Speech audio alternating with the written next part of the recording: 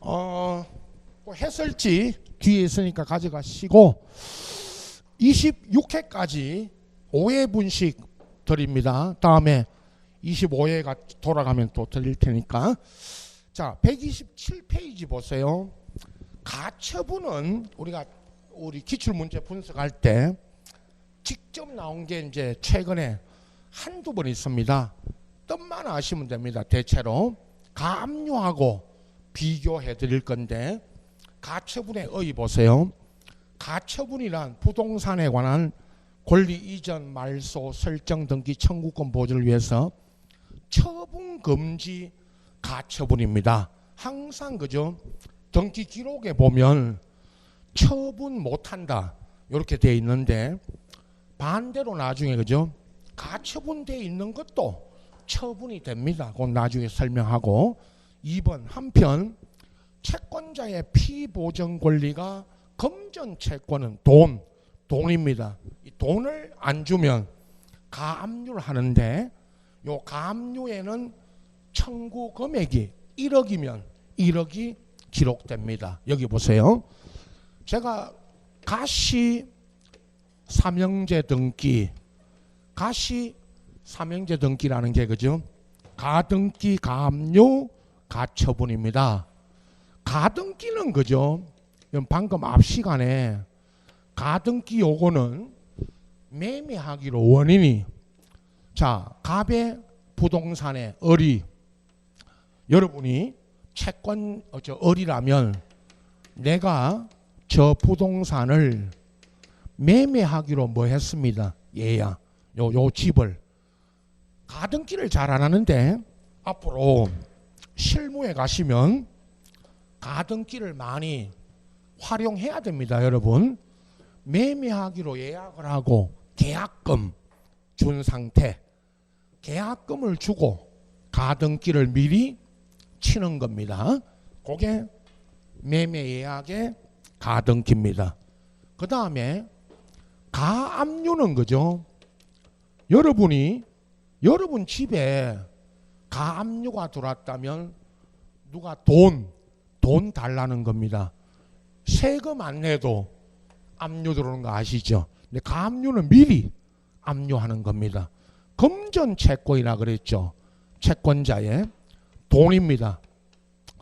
무슨 돈이든요, 이 돈이 빌려준 돈, 무슨 공사 대금, 물품 대금, 무슨 돈이든 돈을 안 주면 가압류 들어갑니다. 요 집에, 재산에. 그래서 금전 채권을 아까 보존한다고. 2번에 가처분은 그죠? 처분 못하게 저 건물을 처분 금지거든요. 근데 이 처분 금지 가처분을 거는 겁니다. 대표적인 예가 항상 했죠. 가처분을 들어가는 거는 이런 민법에도 이런 건 뭐 이야기 안 하지만, 저 부동산 자체, 이 건물 자체에 어떤 분쟁이 생겨서 처분 금지 가처분을 들어갑니다. 선의에, 민법에서 여기까지 이야기하죠. 이건 분쟁이 생겼는데 갑에서 을로 넘어간 부동산이 선의의 병한테 가면 나중에 선의의 병한테 가서는 대항을 못한다. 거기까지 민법 시간에 수없이 합니다. 그런데 이제 선의의 제3자에게 넘어가지 못하게 하려면 뭐를 걸어야 된다? 가처분을 걸어야 됩니다. 처분 금지 가처분을. 또 하나 제일 많이 하는 게 재산 분할이죠.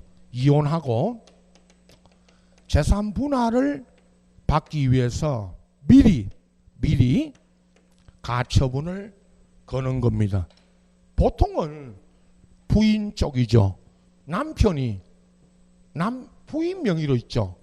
이 집이 아니면 무슨 재산이 부인 명의로 돼 있어서 남편이 부인 상대로 가처분 들어가는 것도 있습니다. 근데 부인이 남편 상대로 재산 분할 받아가고 나중에 양육비 이거 받아가기 위해서, 그죠? 미성년자에게 재산 분할 받기 위해서 뭐를 건다? 가처분을. 그래서 요 가처분이 걸어놓으면 이제 나중에 재산 분할을 받아갈 수 있죠. 그래서 가처분을 거는 거죠. 그런 예를 늘 이야기합니다. 자, 그 3번에 있죠. 부동산 일부 있죠. 저기 저 건물에 토지 건물의 일부에는 가압류 가처분이 안 됩니다. 그러나 공유자가 가진 지분, 공유 지분은 가압류 가처분이 됩니다.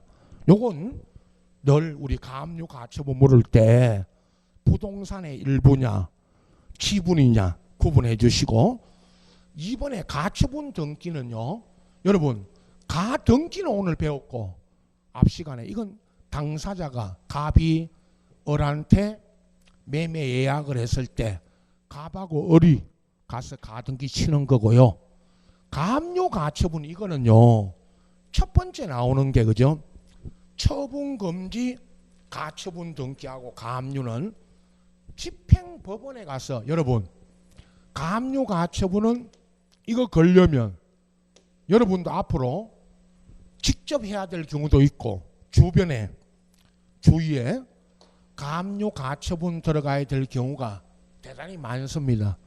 하여튼 사건이 벌어지면요, 여러분 법적인 문제가 생기면 미리 가압류 가처분 걸어놓고 해야 됩니다. 대단히 중요한 이야기입니다. 실무적으로 뭐 민법, 등기법 이거 다 몰라도 됩니다. 여러분 가압류 가처분부터 먼저 걸어야 됩니다. 알겠죠? 재산 빼돌려 버리면, 재산 빼돌리면 가압류 가처분 걸어도 이거 안 됩니다. 그래서 법원에서 가압류 가처분 신청해야 됩니다. 여러분 부동산 소재지 울산이면 울산 법원에 가서 신청하면 법원에서 물론 가압류 가처분이 들어왔다고 다 걸어주진 않습니다. 이건 증거 서류가 돈 받을 차용증이나 무슨 영수증이 있어야 되고 처분금지 가처분 하려는 이유가 있어야 됩니다. 법원이 판단하죠. 재산분할 이혼하기 전에 들어보세요. 이혼하기 전에 재산분할 받기 위해서 가처분 걸 때는 이거는요, 가처분 신청서에다가 채권자, 여러분이 만약에 가처분 들어간다면 여러분 서고, 채무자는 남편, 부인이면 남편 서고 다 알고 있으니까 인적사항, 소재지 뭐 지금 살고 있는 집이어도 됩니다. 살고 있는 집 서고 사유를 안에 재산분할 서면 됩니다. 재산분할 청구. 그리고 뭐를 첨부하라고 하느냐 하면 혼인관계 증명서, 그 법원 와서 떼줍니다. 민원실에, 법원 민원실에서 혼인관계 증명서 떼오라고 합니다. 이혼하기 전이니까.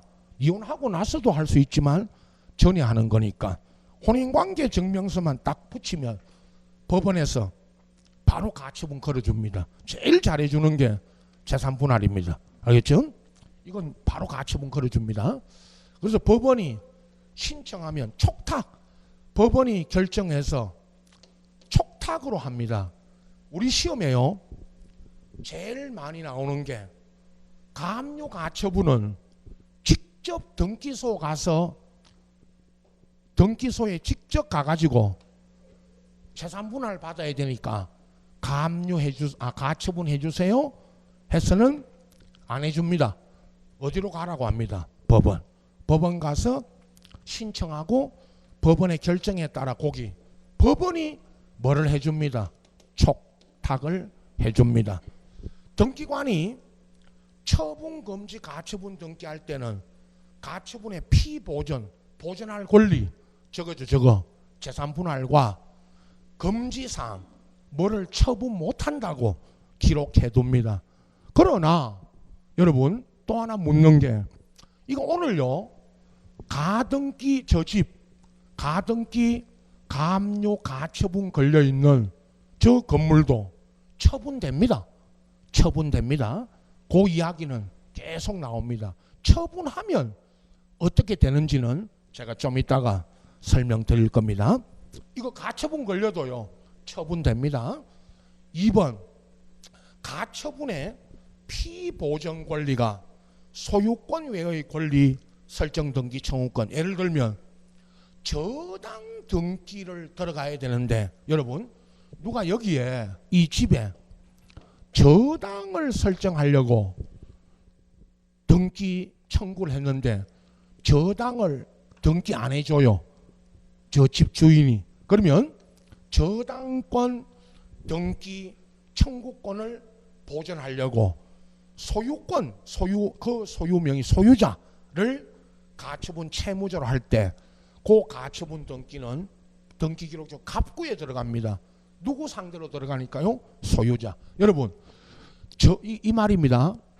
저당을 들어가려고 저당 설정 등기하기 전에 가처분을 거는 겁니다. 등기 안 해주니까 저 사람 집주인이. 그래서 소유자 상대로 가처분을 들어가죠. 이거 저당 등기는 얼구지만 이 가처분은 소유자 상대로 들어가니까 얼구가 아니고 어디에 들어간다? 갑구에. 3번입니다. 처분금지 가처분 등기 이후에 된 등기로서 가처분 채권자의 권리를 침해하는 이게 제3자 등기는 말소시키는데 나중에 가처분에 기해서 이제 이전해가고 요거 가처분 채권자가 단독입니다. 이거 나중에 설명드렸는데 앞전에 요거 단독 신청이다. 요거 하고요 3번 하고 그 다음에 맨 끝에 7번을 비교해 드립니다. 여기 보세요. 가등기를 했는데 여러분 가등기를 걸었는데 여러분은 이거 등기된 거 가등기 가압류 가처분 된 거는 이건 중개 거래하면 안 됩니다.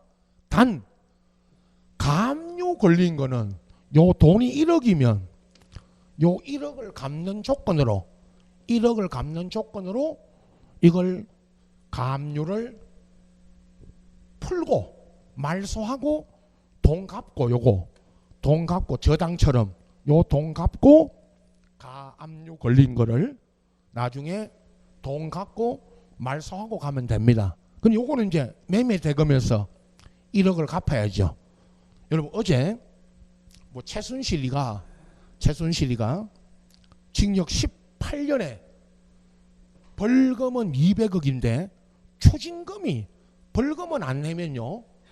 벌금은 안 내면 또 잡아갑니다.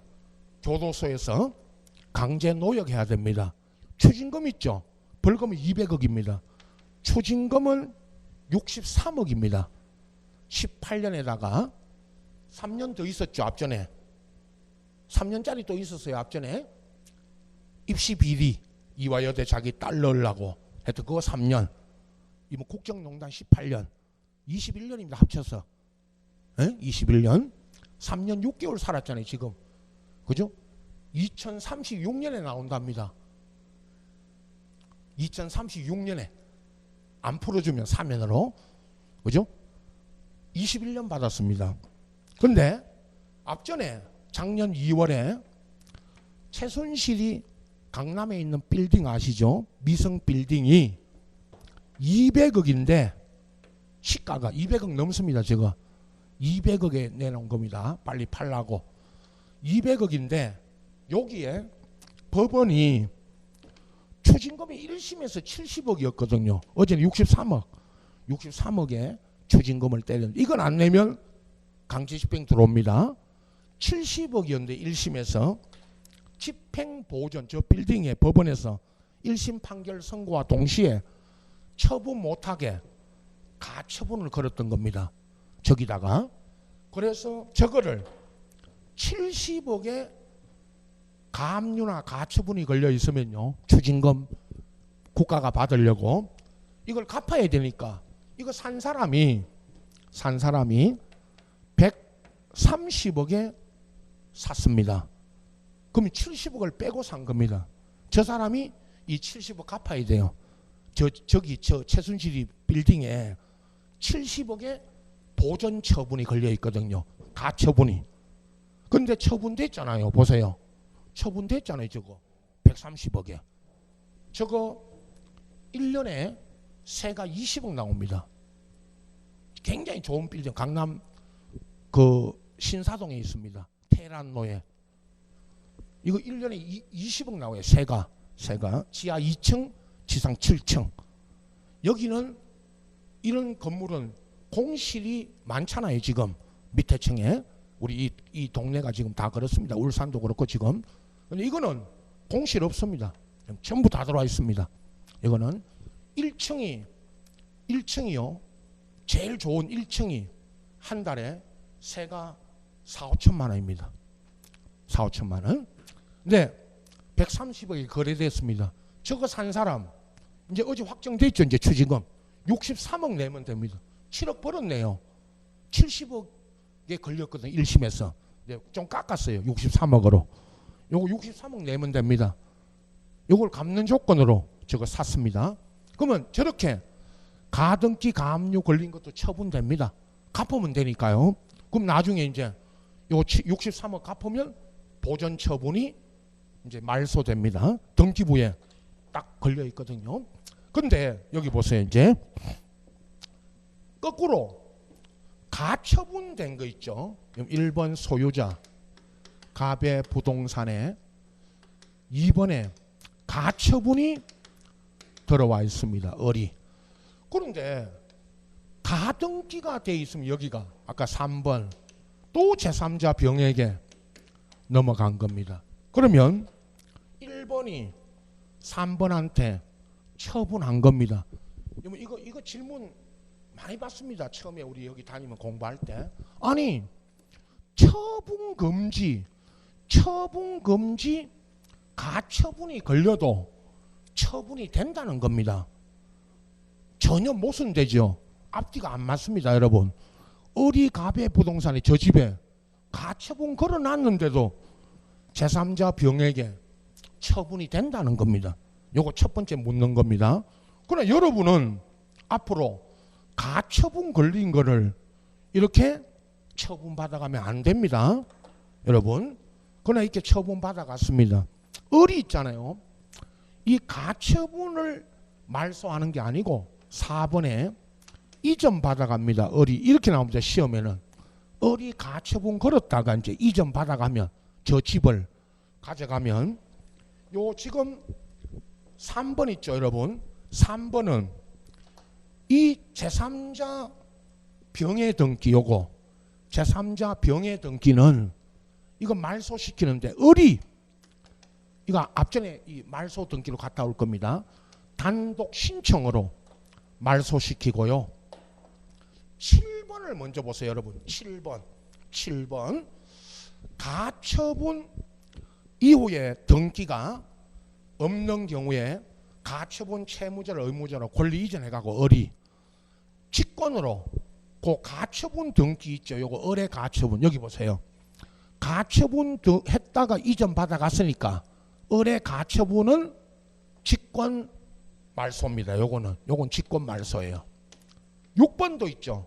바로 위에 6번도 등기관이 채권자 을의 신청에 따라 가처분 등기 이후의 등기 병의 등기 말소하고 나면 직권으로 가처분 등기도 말소하는데 6번 7번이 그림 보세요. 요 가처분 걸었다가 이전 받아가면 요 을의 등기는 가처분은 직권 말소고 3번 병의 등기는 을이 단독 신청으로 뭐 합니다? 말소입니다. 요것만 구분하시고 4, 5번은 그냥 읽어보시면 됩니다. 4번 보세요. 가처분 등기 이후에 등기를 말소할 때 등기 원인은 가처분에 한 실효라고 하고 그 연월일은 등기소에 제공할 필요는 없고 5번 등기관이 채권자 신청에 따라 가처분 등기 이후에 등기 요 병의 등기 말소하고 나면 여기도 그 말소된 권리의 등기 명인 병한테 뭐는 해줍니다. 통지. 이건 말소했다고 통지해 줍니다. 여러분 앞으로 돌아가서 있죠. 말소 등기 잠깐 보고 옵니다. 그 페이지는 121페이지. 여러분 121페이지 그 표가 있습니다. 위에 표 위에는 단독 신청 말소의 6번. 여기 요 그림입니다. 앞전에 설명했죠. 요 그림 121페이지 위에 칸에 6번을 가처분권자 을이 승소 판결 등을 받아 소유권 이전 요거죠. 이전해가고 가처분 이후에 이루어진 제3자 병, 요 병에 여기 보세요. 여러분은 요 병의 등기는 가처분 후에 들어온 병의 등기는 무슨 말소? 단독 신청이야 말소고. 밑에 칸에 직권 말소의 6번 가처분에 의한 가처분권자 을이 이전해가고 여러분은 소유권 이전 등기 당해 요거죠. 요거 가처분 등기 요거 을의 가처분 걸었던 요것도 이전해갔으니까 이제 요것도 지웁니다. 요 가처분은 무슨 말소입니다. 직권. 요 그림입니다. 이게요 나중에 여러분 시험에 자주는 아닌데 요 그림 문제 풀 때 요거 나오면 다음에 요건 돌아가면 나옵니다. 요 그림 요거 그릴 겁니다. 요 병의 등기하고 을의 가처분이 말소하는 게 달라요. 이건 단독 말소, 이건 무슨 말소? 직권 말소. 요 그림 그릴 겁니다. 그러나 여러분 실무에 가면 앞으로 여러분이 가등기를 치고 가압류 들어가고 가처분을 거는 이런 채권자로서 이런 걸 들어가야 됩니다. 반대로 가등기 가처분돼 있는 거는 이렇게 처분받아가면 안 되고 가압류 이거는요 중개하러 가보세요. 가압류는 1억을 갚고 요거 1억을 갚고 말소하는 걸 조건으로 이건 중개합니다. 방금 여러분 이 최순실이 빌딩에 70억의 보전 처분이 걸려 있다면 이게 이제 우리가 이거는요 세간에 요 법인이 이건 개인이 한 거 아닙니다. 이 200억짜리를 130억에 거래했지만 지금 상가주택이니까 상가고 요 꼭대기층에 6, 7층은 주택으로 이용합니다. 상가입니다 이거. 상가니까 130억에 수수료 얼마 받습니까? 0.9%. 0.9% 받습니다. 130억에 0.9%. 저거 중개한 사람. 법인입니다. 이건 개인이 한 거 아니에요. 이걸 여러분 최순실이 빌딩이라는 걸 제가 설명하니까 알지만 실제 동네에 가보면 잘 모를 때가 있죠. 이 70억이 뭐냐 이게. 법원에 가서 여러분 이 법원이 건 거도 서울중앙지방법원이 추징금 70억 받아내려고 이걸 가처분을 건 거거든요. 그건 조금만 법을 배우면 금방 알지만 처음 보는 사람들은 이게 모릅니다. 이 무슨 돈인지 70억에 걸렸니까 7억도 아니고 이걸 이제 알면 이걸 분석해 가지고 이 돈을 갚으면 나중에 돈 갚으면 판결이 어제 이제 최종 이제 판결이 확정됐으니까 법원에 갔다 이 돈 내면 됩니다. 130억에 거래했으니까. 그래서 이 법인이 중개했습니다. 이걸 분석해 가지고 저렇게 중개하면 되는데 여러분은 이런 걸 분석할 수 있는 아직 법률적인 뭐 전문가가 아니기 때문에 저런 거 함부로 중개하면 큰일 납니다. 그러나 일단 중개됐죠. 처분됐죠. 저거. 자, 이런 식으로 가처분이 걸린 것도 이렇게 처분이 됩니다. 그러나 실제로 이제 중개하러 가시면 이렇게 병처럼 이렇게 처분받아 가거나 저렇게 중개해서는 안 됩니다.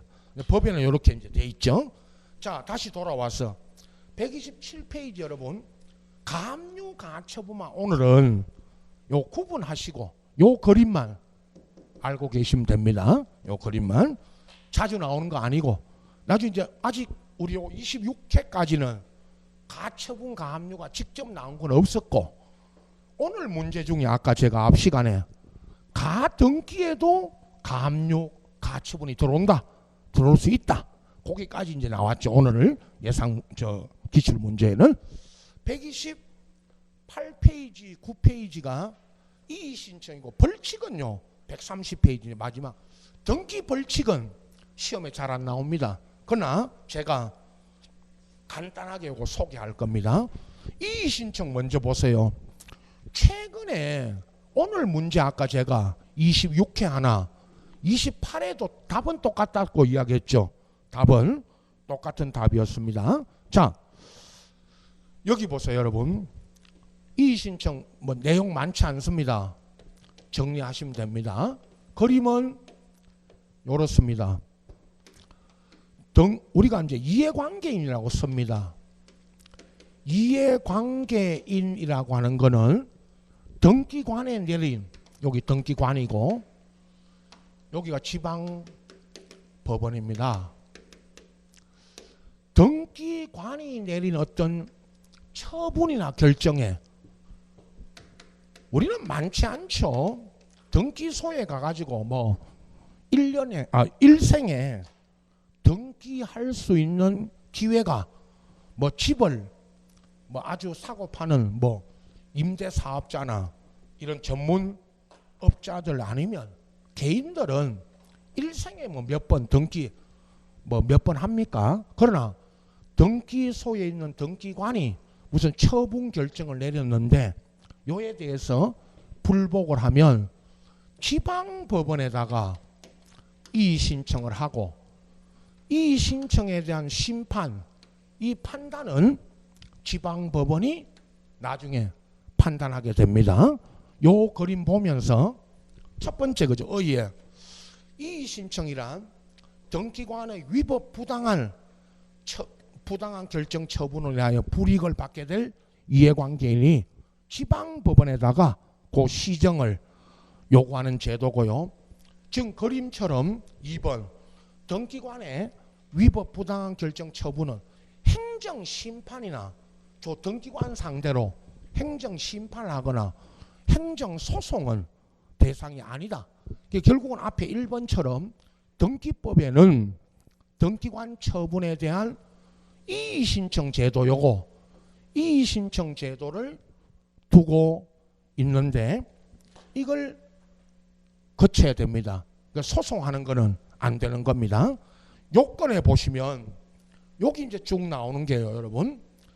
그 이의 신청할 수 있는 자가 그 1번 등기관의 위법 부당한 결정 처분에 직접적인 이해관계가 있어야 됩니다. 이 법에서는요, 여러분 우리가 법 배워 보셨지만 이해관계가 있어야 이의 신청할 수 있는 거고 이해관계가 없는 자, 전혀 등기관 결정 처분하고 전혀 관련이 없는 자는 이의 신청 못하죠.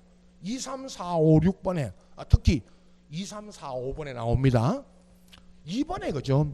요건 아주 우리 돌아가면 나오죠. 채권자 대위. 채권자가 대위 신청으로 등기했습니다. 그럼 채무자 명의의 등기를 채권자가 대신한 거죠. 그런데 그건 뭐 다 알고 계시죠. 채권자가 채무자를 대신해서 그렇게 등기를 했는데 이 등기를 누가 말소해 버렸어요. 그러면 이 채권자는 방금 앞에 바로 윗줄에 이건 누가 신청해서 등기해 놓은 겁니다. 채권자가. 이걸 말소해 버리면 이 채권자는 이의 신청이 될 수 있답니다. 왜 있습니까? 하면 채권자가 등기한 거니까. 그걸 말소했으니까요. 그러나 3번 보세요. 등기관의 등기 신청 각하 결정에 등기 신청인이 아닌 제3자, 등기 신청인이 아닌 사람은 이의 신청될 수 없고요. 특히 4번 요거 상속인 아닌 자. 여러분 상속인 아닌 자가 항상 제가 이거 할 때마다 며느리 안 되면 그거 쓰세요. 며느리 분들은 상속권이 있어요, 없어요? 없습니다. 며느리는 자기 친정에 가면 딸이죠. 친정에 가면 딸이니까 상속권이 있어요, 없어요? 있죠. 그러나 이건 시댁입니다. 시댁의 며느리는 상속권이 없죠. 그러나 말이 많다. 누가? 며느리 분들이. 여러분 상속 분쟁, 상속 재산 놓고 싸울 때 며느리분들 조심들 하세요. 많이 맞는다 여러분. 에? 에?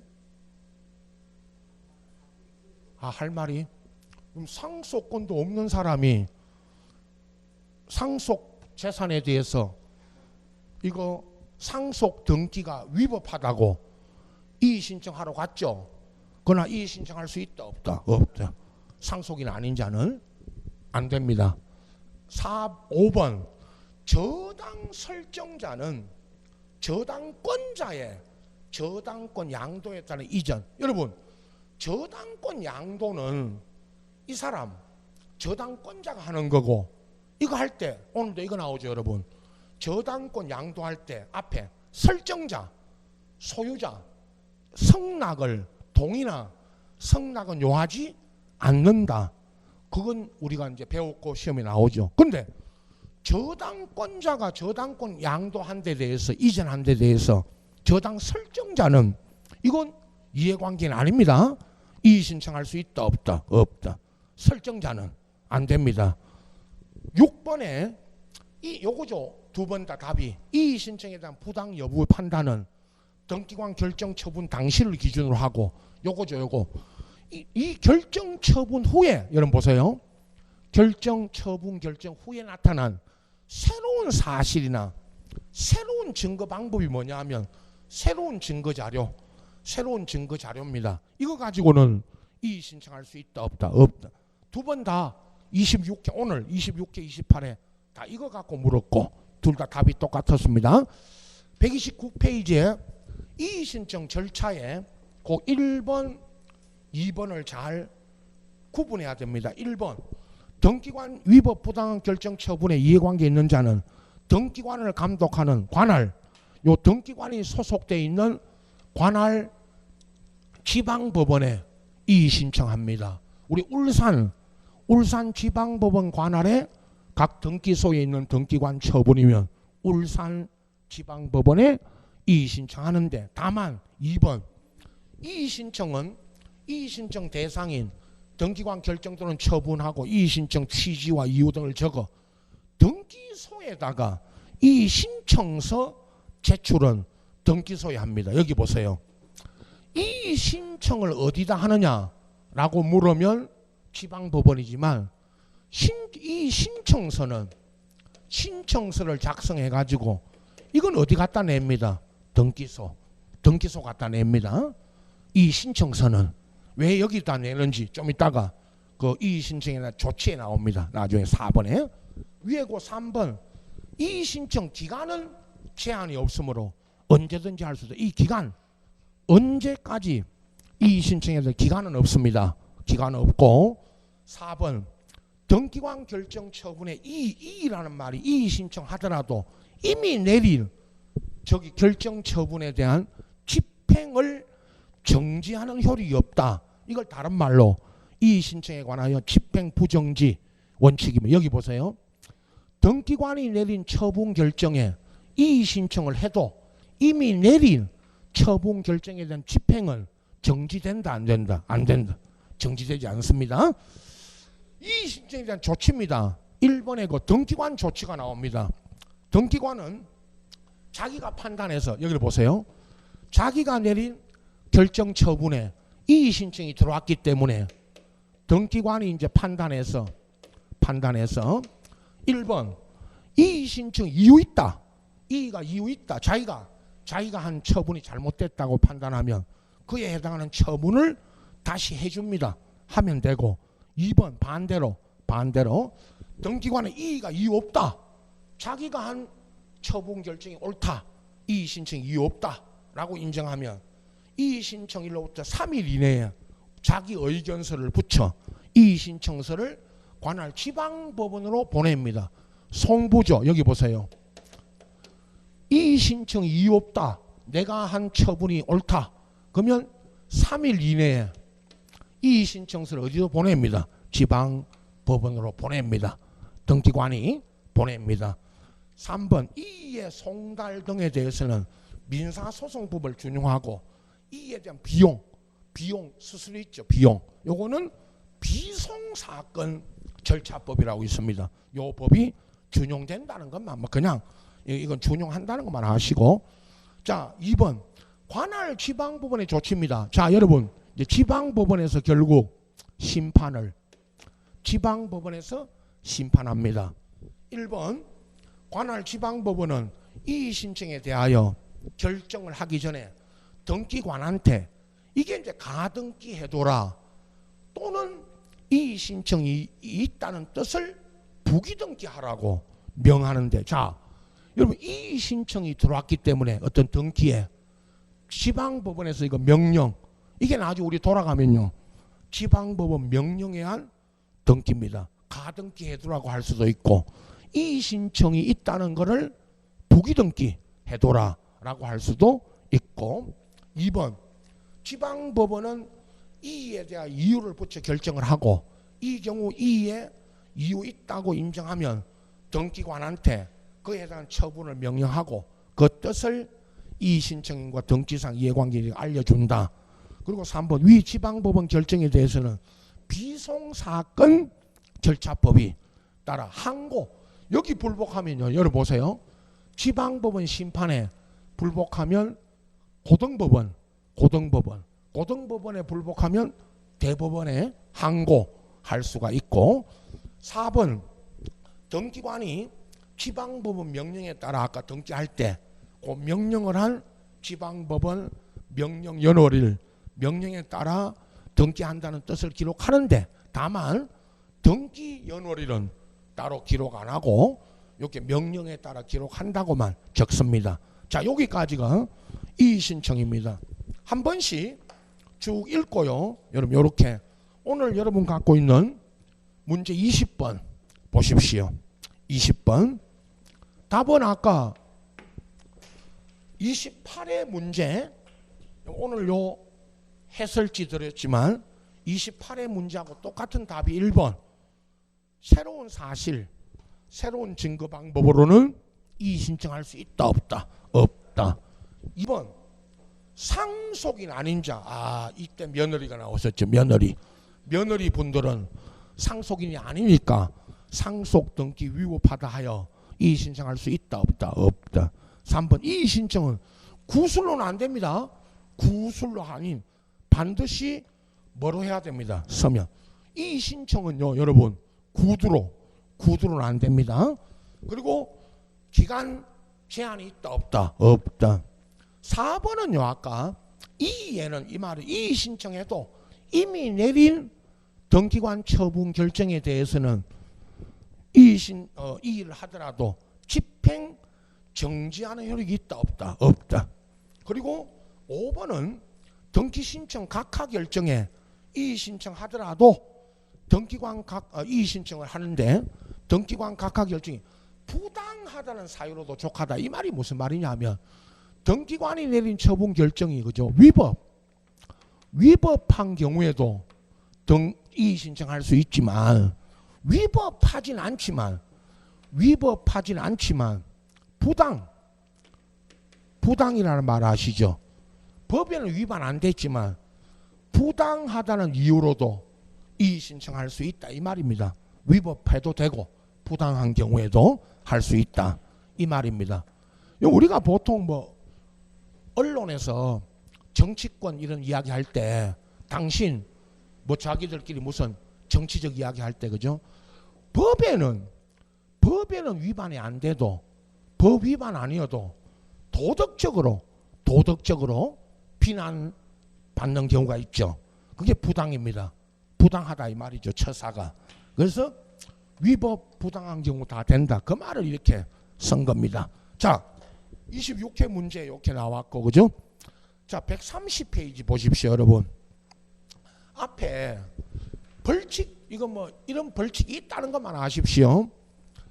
1번에 행정형벌 이거는 등기법에 다음에 해당하는 자는 2년 이하의 징역 1초 만에 벌금인데 요 세 가지 다 등기 필정보 등기 필정 관련 벌입니다. 보세요. 등기 필정보 작성 관리에 관한 비밀을 누설하거나 이게 이제 개인정보니까 등기부에 부실 기록하도록 등기 신청 또는 촉탁에 제공할 목적으로 등기필 정보 취득하거나 또는 그 정을 알면서 등기필 정보를 제공하는데, 이게 맨 앞에 등기부에 부실 기록을 하도록 이렇게 제공한 사람, 부정 3번에 부정하게 취득한 등기필 정보를 보관하고 있는 자, 남의 등기필증을, 이런 경우고, 2번에 있죠. 등기특별조치법의 벌칙 1번, 이거는 앞전에 과태료 두 가지 있죠. 소유권 이전 등기 신청과 보존 등기 신청, 그리고 맨 끝에 3번에 요거 과태료인데, 이거는요 나중에 제가 등기 총론에 돌아가도 또 할 겁니다만은, 오늘 먼저 여기 보세요. 요 신청의 벌칙으로 나온 게 아니고 소유권 이전과 보존 등기에, 그죠? 요 이제 신청 의무 있죠. 요걸 가지고 물었는데, 1번에 이전 등기 쭉 가다가 여러분 일단 60일입니다. 여기 언제부터 60일인지 구분해 드립니다. 부동산에 1번에 그 맨 앞에 소유권 이전 내용하는 계약을 체결한 자가 다음에 정하여진 날로부터 60일인데 이전 등기해야 됩니다.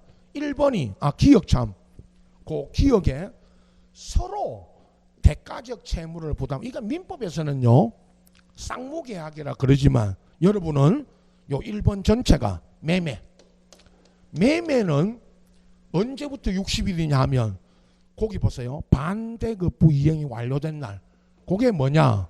잔금일입니다. 여러분, 매매는 잔금일, 잔금 지급일로부터 60일이고, 니은 당사자 일방만이 채무를 부담하는 거를요 민법에서는 편무계약이라 그러고, 계약의 효력 발생, 이건 정여입니다. 니은은 여러분, 우리 시험에는요 이렇게 물었습니다. 매매 정여 이렇게 물어가지고, 아까 기억은 매매는 잔금일로부터 60일이고 정여는 계약 효력 발생한 날이 계약일입니다. 여러분 민법에도 배우지만 정여는 잔금이 없으니까요, 무상, 요 무상 정여는 언제부터 60일? 계약일로부터 60일. 두 번째 있죠, 밑에 보존 등기는요, 여러분 제가 건물 가지고 예를 드는데, 건물을 여기 보세요. 건물을 지어도 보존 등기해야 될 의무 없습니다. 그러나 여기는 처분한 겁니다. 보세요. 소유권 보존 등기되어 있지 않은 부동산인데 건물 생각하세요. 건물에 소유권 이전을 내오는 계약을 했다. 이 말은 처분. 여러분 민법 187조, 건물을 지은 자가, 건축주가 이 건물을 완공하면, 완성되면 등기해야 소유권 취득합니까?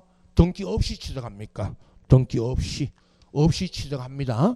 그럼 뭐 하려면 등기해야 됩니다. 처분. 그러면 이제 언제부터 60일이냐? 이것도 60일입니다. 60일. 자, 기억은요, 소유권 보존 등기할 수 있음에도 이를 하지 아니한 채 계약을 했다.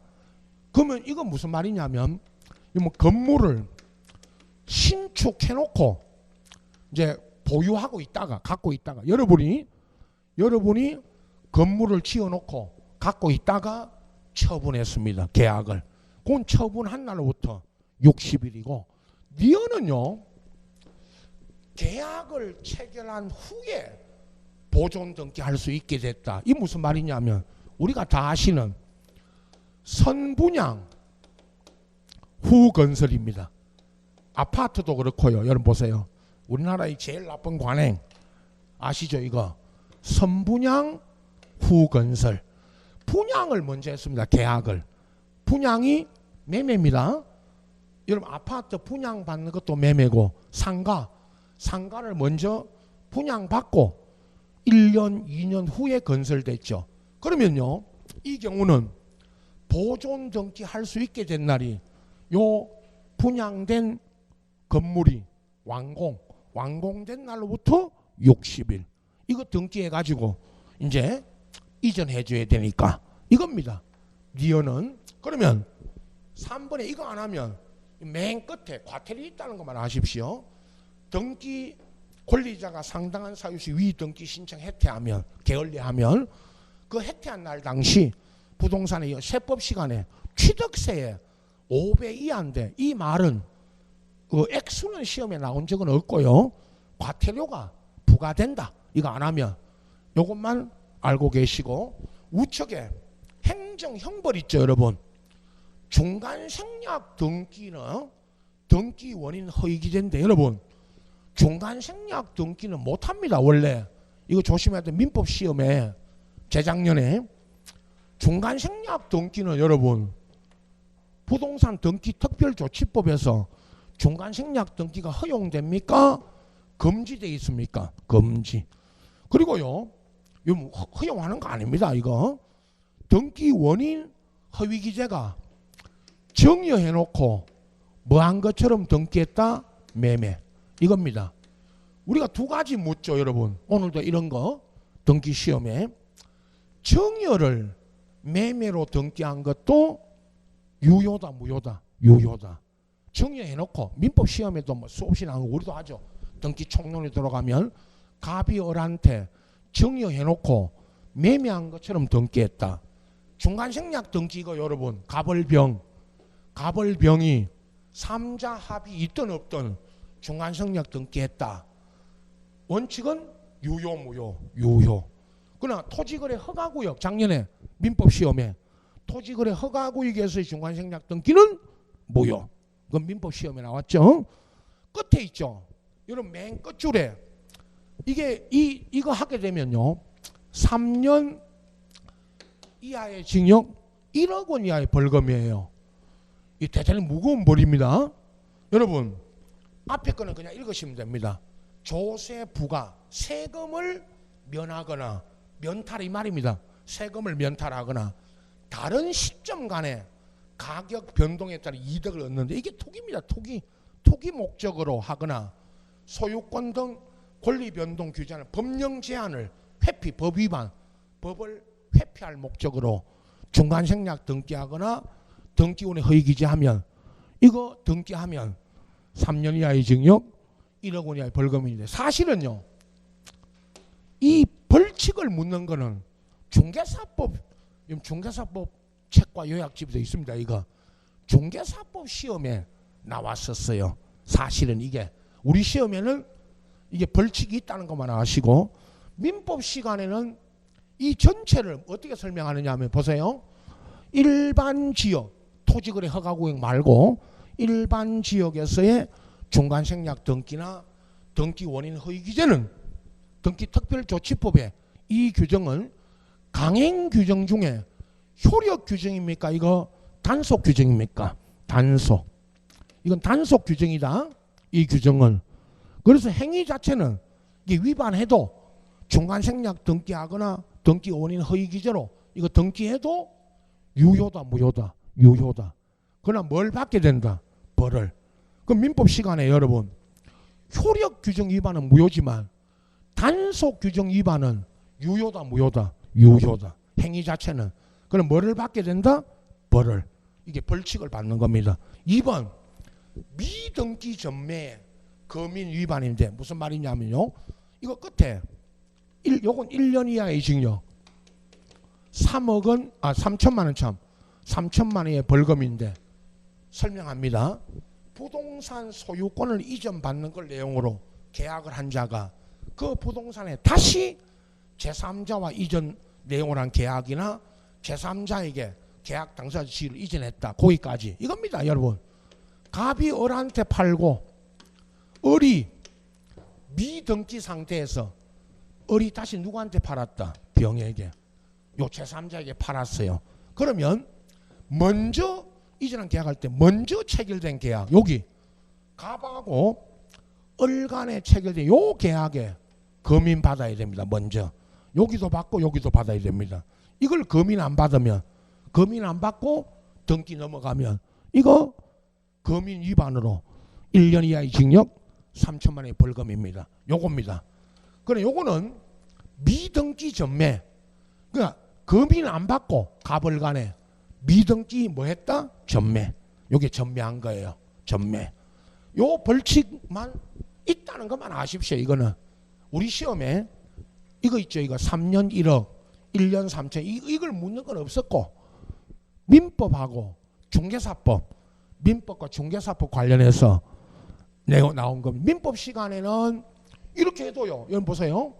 아까 앞에 거 했고 갑이 을한테 넘겨고 요거 금인 안 받은 상태에서 을이 등기 안 하고 병에게 넘기고 전매, 갑에서 병으로 등기 가도 유효 무효? 유효. 그러나 이 벌칙을, 이 벌을 받습니다. 특히 중개하러 가시면 중간생략 등기 저거 특히 조심해야 됩니다. 중간생략 등기 합니다. 실제 중간생략 등기 해요. 걸리면 안 됩니다.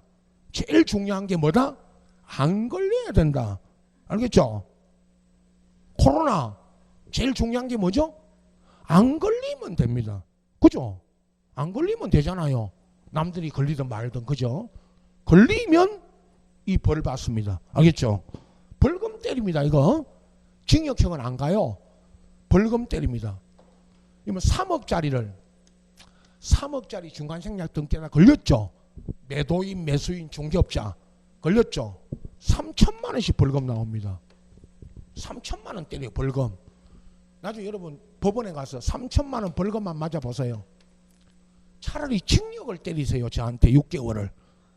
진짜입니다, 여러분. 6개월 징역 갈 테니까. 3천만 원 어디 있습니까? 이 어려운 시기에. 3천만 원 벌금만 맞아 보세요, 여러분. 예. 이게 무서운 겁니다. 징역보다 무서운 게 벌금입니다, 여러분. 자, 이거 민법 시간에 재작년에 이렇게 나왔죠. 중간생략 등기는 법으로 뭐 하고 있다? 금지. 그러면 갑을병간에 중간생략 등기하기로는 합의는 법 위반이다 아니다? 이다. 법 위반이에요. 자꾸 이게요 유효라 그러니까. 여러분 중간생략 등기가 유효라고 그러니까 저게 허용되는 걸로 알고 있어요. 등기는 유효지만 뭘 받는다? 처벌.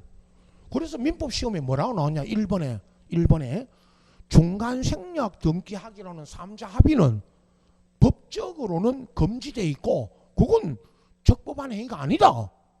알겠죠? 적법한 행위가 아니에요. 단속 규정 위반이에요. 법 위반이라고. 법 위반. 여러분 법 위반이라고요. 근데 자꾸 유효라 그러니까 장진종이가 자꾸 유효라 그러니까 되는 걸로 알고 있어요. 큰일 납니다 이거. 여러분 큰일 나요. 예. 이렇게 민법하고 중개사법 때문에 이야기하는 겁니다. 우리 시험에는 요 벌칙이 있다는 것만 아시고. 자, 돌아갑니다. 이제 여러분 이제 등기 맨 앞에 이제 총론으로 갑니다. 쉬었다가 그죠? 총론에 그 이제 등기 의의와 대상 이렇게 이제 이어가니까 남은 다음 주 한 번 더 있습니다. 6월달에 거기까지 하고 오늘까지 나갈 요 문제 요 답지는 뭐 있는데 해설을 간단하게 달았습니다. 틀린 거 중심으로 요거 보시고 혹시 또 이거 보시다가도 또 의문사항 있으면 개인적으로 언제든지 질문하시기 바라고요. 그건 개인적으로 하시면 됩니다. 자, 쉬었다 하겠습니다.